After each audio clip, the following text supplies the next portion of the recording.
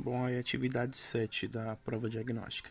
Dado gráfico, a função f de x seno de x sobre 2, o valor da amplitude e o período dessa função são respectivamente, aí aqui as alternativas. Bom, gente, primeiro tem que saber o que é amplitude e o que é período. Amplitude é quando ele sai desse ponto de origem, aí ele tem uma altura do ponto de origem, também tem uma altura negativa. Então a amplitude que ele está dando aqui pra gente, ó, vocês estão vendo que é de 1. Tal, é 1. Se tivesse 2, a amplitude seria 2. Então o gráfico ele vai até 1, aí volta para o 0, desce até 1, volta para o 0, sobe até 1. Então a amplitude dele aí está sendo 1, tá?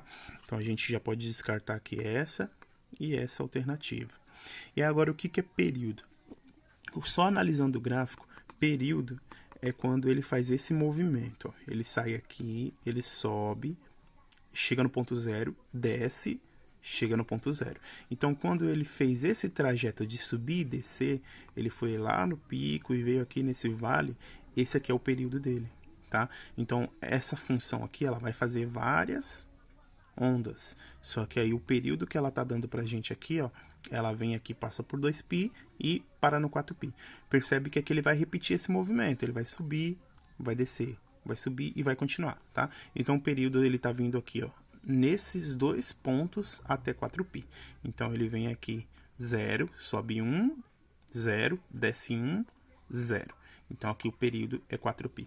Resposta correta aqui, então, nesse caso, é amplitude 1 e período 4, ok? Mas eu vou explicar fazendo uma tabelinha que é para responder as outras atividades.